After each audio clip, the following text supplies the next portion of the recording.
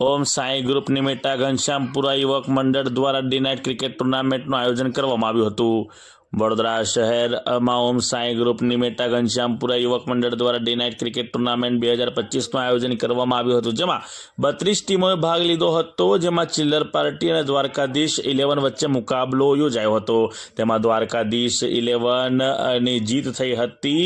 જે અતિથિઓની વાત કરીએ, જેમાં જે સરપંચ સંજયભાઈ સોલંકી તથા પરેશભાઈ ઠાકોર કે જેઓ આયોજક છે અને તેઓની સાથે મેહુલભાઈ પટેલ જે છે તેઓ દ્વારા પણ ટુર્નામેન્ટનું આયોજન કરવામાં આવ્યું હતું અને મોટી સંખ્યામાં લોકો આજે ક્રિકેટ ટુર્નામેન્ટ નિહાળવા માટે ઉપસ્થિત રહ્યા હતા અને વિનર્સ ટીમને ઇનામ અને ટ્રોફી આપવામાં આવ્યા હતા।